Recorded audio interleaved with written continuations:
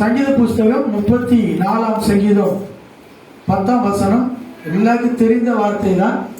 சிங்கக்குட்டிகள் தாழ்ச்சி அடைந்து பட்டினியாய் இருக்கும், கர்த்தரை தேடுகிறவர்களுக்கோ ஒரு நன்மை குறைபடாது. இது ஆரம்ப காலத்துல ஆண்டவர் இயேசு கிறிஸ்து என்னை சந்தித்த என்னுடைய வாலிப நாட்களிலே ஆண்டவர் தந்த வாக்குத்தத்தம்.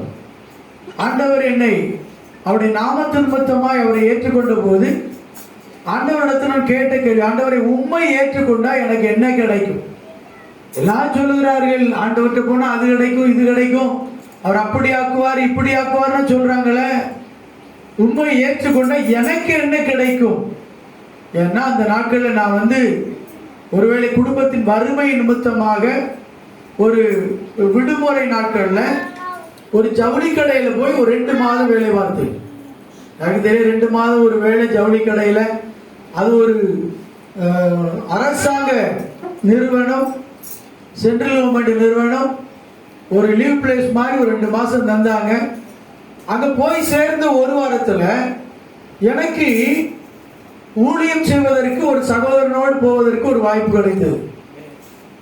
முதல் நாள் போய் ஒரு வாரத்துல நான் அந்த ஊழியத்திற்காக போய் 2 நாள் போயிட்டேன். நான் நினைச்சேன் 3ஆவது நாள் போன உடனே என்ன செஞ்சுடுவாங்க, சேர்த்துக்கிடுவாங்க, ஒருத்தர் ஒன்றும் சத்தம் போட மாட்டாங்கன்னு சொல்லி நினைச்சு போனேன்.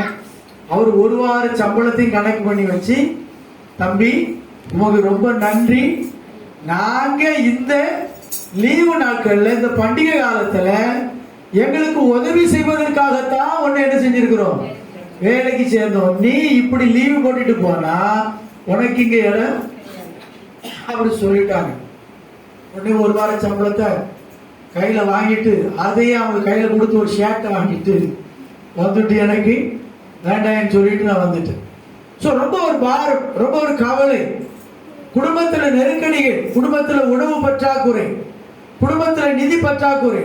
ஆண்டவர்கிட்ட கேட்கிற, ஆண்டவரே இயேசுவே உம்மை ஏற்றுக்கொண்ட எனக்கு, உம்மை இரட்சகராய் ஏற்றுக்கொண்ட எனக்கு, இதுவரைக்கும் பாவத்துல வாழ்ந்துகிட்டு இருந்தேன்.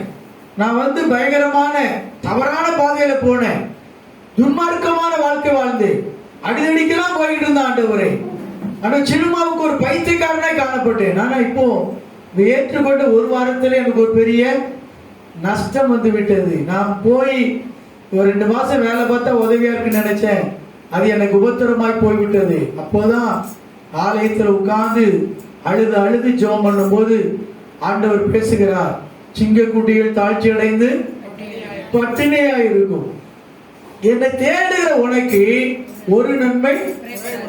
என்னைக்கு வாக்கு கொடுத்தாரோ அந்த நாளில் இருந்து ஆண்டவர் ஆச்சரியமாய் நடத்த ஆரம்பித்தார். அல்லேலூயா. அப்படி நடத்துதெல்லாம் பார்க்க முடிஞ்சிச்சு. அதுக்கப்புறம் தான் ட்ரைனிங் ஸ்கூல்ல போய் நான் டீச்சர் ட்ரைனிங் படிச்சு, அதுக்கப்புறம் தான் இப்படியா ஒவ்வொரு காரியத்தையும் ஆண்டவர் நேர்த்தியாக நடத்த. அப்படியான இன்னைக்கு உங்களுக்கு அதை தான் சொல்றாரு. என்ன சொல்றாரு, சிங்கக்குட்டிகள் ஒரு காலம் தாட்சியா இருக்காதாம். அந்த சிங்கக்குட்டிகளுக்கு அவருடைய தாய் சிங்கம், அவருடைய தகப்பன் சிங்கம் வேட்டையாடி கொண்டு கழுத்தை பிடிச்சு நெரிச்சு கொண்டு அந்த சிங்கக்குட்டி இருக்கிற அந்த தாவர ஸ்தலத்துல, அந்த குகையில அதற்கு வேண்டிய மட்டும் உணவு செஞ்சிருக்குமா, குவித்து வைத்திருக்கும். 1 2 இல்லை, அது எப்ப பசி எடுத்தாலும் சாப்பிடலாம். அது அறகுறை உயிர்ல கொண்டு போட்டிருக்கும், நீ வேட்டையாடுறதுக்கு நீ பழகிக்கொள்ள சொல்லி. ஆனா வசனம் சொல்லுகிறது, அந்த சிங்கக்குட்டிகள் கூட என்ன செய்யுமா, பட்டினி கிடக்கிற காலம் வரும். அந்த சிங்கக்குட்டிகள் கூட சோர்ந்து போற காலம் வரும். அந்த சிங்கக்குட்டிகள் கூட தாழ்ச்சி அடைந்து போற காலம் வரும். ஆண்டவர் சொல்றாரு, என் பிள்ளைகள் ஒரு காலம் என்ன செய்ய மாட்டாங்க, கைவிடப்பட மாட்டார்கள், கண்ணீர் விட மாட்டார்கள், அவர்கள் ஒரு காலம் தாழ்ச்சி அடைய மாட்டார்கள். அல்லேலூயா. அப்படின்னா ஆண்டவர் இந்த வாக்கு தத்தத்தை தந்த தெய்வம் எப்ப நம்ம தாழ்ச்சி அடையாம இருக்க முடியும்? அப்படின்னா நம்ம தாழ்ச்சி அடையாத, குறைவில்லாத ஒரு நிறைவான வாழ்க்கை வாழ்வதற்கு நமக்குள்ளே என்ன காணப்பட வேண்டும்? முதலாவது அங்கே சங்கீதம்